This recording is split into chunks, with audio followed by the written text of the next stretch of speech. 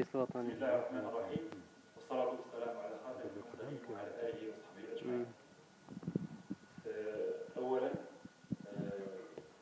يشرفني كثير أنني حضرت هذه المناظرة الوطنية. كان الحضور والمشاركة فعالة في إطار هذه المناظرات اللي كتعطينا واحد البعد إن شاء الله الرحمن الرحيم بالعمل. وبهذه المناسبة كنشكر وكنجدد الشكر للهيئة جميع المكونات ديالها، المجلس الوطني والمجالس الجهوية للشمال والجنوب، جميع الأعضاء الذين شاركوا في هذا تنظيم وإنجاح المناظرة. وكنشير لواحد المسألة، هي أننا ما غنخرجوش غير بالتوصيات، خصنا تفعيل ديال التوصيات. وهنا كنلح كنطلب وكنلح في الطلب على جميع الفعاليات داخل الهيئة وخارج الهيئة باش نعملوا يد في يد إن شاء الله الرحمن الرحيم. وكذلك بالنسبة للفيدرالية باش ننجحوا ونفعلوا هذه التوصيات اللي غنخرجوها إن شاء الله. De vous faire un compte rendu de cette conférence qui était organisée donc hier. Donc une conférence et qui s'est déroulée donc en 1h30, chose qui est donc disons un petit peu limitée dans le temps, et avec la participation de 5 invités qui ont essayé donc de répondre à 3 questions qui ont été posées par le modérateur, le docteur Youssef Didi, qui est le coordinateur donc, de la commission de la formation continue au sein du Conseil national de l'ordre. Ces 3 questions étaient qui a le droit et les compétences pour dispenser la formation continue? Doit-on rendre la formation continue obligatoire et avec quel arsenal juridique? Pourquoi et comment peut-on réglementer la formation continue? D'abord, Madame le professeur Amal Ouazani, doyen de la faculté de médecine dentaire, a donné une idée sur l'expérience de son établissement concernant la formation continue qui est organisée en DU. Aussi, elle a mis l'accent sur la participation des facultés dans le travail et les activités du comité de veille sur la formation continue. Aussi, elle a mis l'accent sur la journée d'études organisée à Casablanca et qui a regroupé tous les intervenants sur la formation continue au Maroc dans le domaine de l'odontologie et qui a vu la participation des experts internationaux, à savoir le Liban, la France et le Canada, afin d'avoir une idée sur l'expérience des autres pays en ce qui concerne la formation continue et la possibilité de la rendre obligatoire. Le docteur Jafar Mouhé, président de l'UASON, l'Union des associations scientifiques odontologiques marocaines, a donné un aperçu sur les conditions de création de cette union des associations qui permettra d'organiser les activités des associations et mettre en évidence celles qui sont actives et celles qui devraient réactiver leur bureau, tout en mettant l'accent sur l'historique et les réalisations de toutes les associations, ainsi que celui du comité de veille sur la formation continue. Il a souhaité la participation de toutes les associations dans ce processus pour y organiser le champ de la formation continue et de donner une accréditation qui permettra de mettre en valeur les activités de la formation continue et les mettre à la disposition des médecins dentistes. Le docteur Nabil Larsas, médecin dentiste dans le secteur privé, est invité pour donner son avis et son expérience dans l'organisation de la formation continue à titre privé et individuel, a fait une présentation dans ce sens. Il a souligné qu'il n'existe aucune loi qui interdit l'organisation de la formation continue à titre individuel. Il a mis en valeur les conditions, à son sens, requises dans les formations dans les formateurs qui peuvent assurer la formation continue, à savoir qu'ils soient inscrits à l'ordre, un spécialiste, un enseignant ou ex-enseignant. Aussi, il a émis des propositions concernant la labellisation des formations proposées et insisté sur le fait que les représentants soient élus. En plus, le docteur Sassi a insisté sur le fait de la rendre attractive, qu'elle ne soit pas seulement localisée sur l'axe Casablanca-Rabat, tout en explorant d'autres thèmes à part l'odontologie, à savoir le comportemental et le social. Madame Aman Fathallah, responsable du pôle formation continue à l'Université internationale de Rabat, a donné une idée générale sur sa vision d'un œil externe sur la formation continue en général. Monsieur Abdelhafid Debber, secrétaire général du ministère de l'Enseignement supérieur a mis l'accent sur l'encouragement de son département à toutes les activités qui vont dans le sens d'organiser la formation en odontologie, tout en insistant sur le fait qu'elle soit objective et pratique, et non pas purement commerciale. Il a aussi insisté sur la concertation entre les partenaires concernés par la formation continue en odontologie. La parole a été donnée à l'assistance pour faire participer les médecins dentistes et écouter leur avis. La chose importante qui est sortie se rapporte surtout à l'organisation de cette formation continue, mais aussi de capitaliser les acquis par rapport aux différentes expériences, et notamment le travail effectué par le comité de veille sur la formation continue pendant le mandat précédent, tout en apportant les améliorations éventuelles en rapport avec la vision de la nouvelle équipe. Après réunion avec les responsables de la formation continue au sein du Conseil national et de la conférence débat qui était organisée hier, à savoir le docteur Youssef Tidi, le docteur Yassir Msari et moi-même, nous pouvons sortir avec les recommandations suivantes. Premièrement, la formation continue est un axe important dans le travail de l'Ordre national des médecins dentistes, en collaboration avec les partenaires, notamment les établissements universitaires, les sociétés savantes et les acteurs associatifs, conformément à l'article 13 de la loi 0705 qui régit l'Ordre national. Deuxièmement, capitaliser les acquis et la réalisation du comité de veille sur la formation continue pendant le mandat précédent.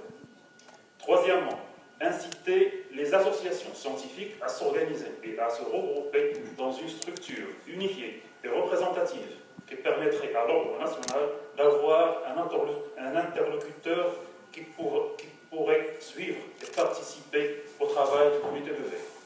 Quatrièmement, créer des cellules interconseils en ce qui concerne le dossier de la formation continue. Cinquièmement, préparer et organiser une autre journée de réflexion afin d'approfondir les débats sur l'organisation de la formation continue. Sixièmement, établir un programme de réalisation à court terme en établissant un agenda annuel qui organise les activités de la formation continue et le rendre accessible aux professionnels. À moyen terme, en accréditant les sessions de formation continue et en les valorisant suivant des critères définis selon un cahier des charges. Et à long terme, en rendant la formation continue obligatoire conformément à la nouvelle loi de l'exercice qui sera étudiée et discutée par la suite. Merci. Merci beaucoup, cher ami, docteur Farah. Maintenant, on passe à la quatrième conférence débat sur l'illégal, par la présentation de docteur Khali, membre du Conseil régional Nord. Et je remercie toutes les personnes qui ont participé à cette conférence débat, en l'occurrence M. Al-Raïsouni, Dr Halabi, Maître Kawi, Dr Gamani, moi, Professeur Ammar Ben Ammar. بسم الله الرحمن الرحيم والصلاة والسلام على سيدنا محمد وعلى آله وصحبه وسلم تسليما. شكرا السيد رئيس المجلس الوطني، السيدين رؤساء المجالس الجهوية، السيدات والسادة الحضور الكريم. قبل أن أعطي توصيات، جادت قريحتي منذ قليل بأبيات قليلة أقولها كالآتي: نحتفي جميعا بمناظرة هيئة على ضفاف الرقراء نشيد قلعة بانخراط الأطباء وفاء وتضحية بالوحدة والتسامح وصرح أخوة.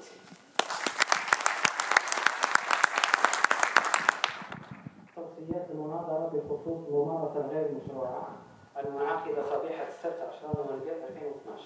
أولا، مباركة حضور السيد رئيس الحكومة الأستاذ عبد الإله الكيران، ووزير الصحة السيد حسين وردي، ووزير التعليم العالي السيد حسين الدولي لافتتاح أشغال المناظرة، ونحيي اهتمام رئيس الحكومة وتصريحه الرسمي باهتمام الحكومة بالأمر وانفتاحها على مقترحات وبرامج أطباء الأسنان. ثانيا، حث وزارة الداخلية بتفعيل مذكرة 1994 1998 بشأن دوريات المراقبة والتفتيش لمحلات صناع الأسنان وحث المكاتب الصحية بالمصالح البلدية بالقيام بمهمتها. حث وزارة الداخلية عن الكف عن إعطاء رخص جديدة ومراقبة تمام الممارسة غير المشروعة بشكل بشع خصوصا في السنوات الأخيرة بدون ردع قانوني زجري. رابعا، أمام تفشي الأمراض المعدية والمتنقلة بالدم بالمغرب كداء التهاب الكبد الفيروسي 3 ملايين مصاب بالمغرب وداء السيدا وتقديم علاجات كارثية للفم والأسنان من طرف الصناع، ضرورة التدخل عاجلا لوقف النزيف الصحي للمواطن المغربي. خامسا، استعداد جميع الأطراف المعنية خصوصا الهيئة الوطنية لأطباء الأسنان، الفيدرالية الوطنية لمقابلة أطباء الأسنان، جميع مؤسسات المهنة العلمية والاجتماعية استعدادها الكامل للعمل التشاركي والوطني مع جميع الوزارات المعنية خصوصا وزارة الصحة، وزارة الداخلية، وزارة العدل في خلق نقلة نوعية لمعالجة الظاهرة. سادسا، إجماع الجميع عن عدم تطبيق حقيقي للقانون 0705 المنظم للمهنة خصوصا في مادته الثالثة التي تمنع ممارسة طب الأسنان بالقطاع الخاص على غير المقيدين بجدول الهيئة الوطنية. سابعا، ضرورة خلق قانون أعمال متطور للنهضة بدل ظاهرة 63 لأنه متجاوز ولا يرقى لتطلعات المهنيين ولا إلى القوانين الدولية والتطورات التي عرفتها المهنة بوجود زهاء 4000 طبيب أسنان بالمغرب حاليا. ثامنا، أهمية التحسيس لمعالجة الظاهرة. أجمع جميع المتدخلين من الحكومة ومن جميع مؤسسات المهنة على إعطاء التحسيس لمعالجة الظاهرة أهمية قصوى واستراتيجية، وهذا التحسيس له 3 أوجه. أولا، تحسيس الساكنة بجميع الإمكانيات المتاحة. ثانيا، تحسيس المسؤولين والانفتاح الحقيقي على جميع فعاليات المجتمع المدني وهيئة الأطباء وكذلك هيئة الصيادلة، ونحيي هنا رئيس الهيئة الوطنية للصيادلة لحضوره معنا. ثالثا، تحسيس أطباء الأسنان أنفسهم لينخرطوا في معالجة الظاهرة. تاسعا، استعداد وزارة الصحة على الانفتاح على برامج الهيئة والفيدرالية ودعوتها إلى الاجتماع العاجل للسير قدما بالعمل الجماعي وإحياء لجنة الممارسة الغير المشروعة وخلق برامج ومخططات جديدة أشد تأثيرا وحضورا على كافة المستويات بما فيها جانب تحسيسي. 10، ضرورة التفكير في مشكل توزيع أطباء الأسنان على الصعيد الوطني بشكل يحد من حرية الصانع في فتح محلي لمناطق كثيرة يغيب عنها طبيب الأسنان. 11، ضرورة خلق ضغط قوي من طرف أطباء الأسنان أنفسهم وانفتاحهم أكثر على المجتمع المدني للتعريف بالظاهرة وطنيا ومحليا، ضغط سيجبر الفاعلين بالتعامل الإيجابي مع المهنيين بتوحيد البرنامج وطنيا وتوحيد الخطاب بدرجة أساسية. 12، إدراج تعويضات الفم والأسنان في سلة تعويضات الصندوق الوطني للضمان الاجتماعي. 13، إدراج مادة طب الفم والأسنان في مناهج برامج تدريس كلية الطب والصيدلة. 14، ضرورة خلق قانون منظم لمهنة تقنية الأسنان. 15 وأخيرا، وعي الجميع بالانعكاسات الصحية الخطيرة للظاهرة والتأثير الاقتصادي والسياسي المباشرين على البلد، وحرصا من الجميع لتطبيق مبادئ الدستور وتشجيع المبادرات التشاركية المثمرة، فقد حان الوقت لإعلان برنامج وطني لمعالجة الظاهرة بتشارك مع كل الوزارات المعنية. هذا البرنامج الوطني وحده الكفيل لتطهير القطاع والحفاظ على صحة المواطنين وسمعة البلد. وشكرا لكم.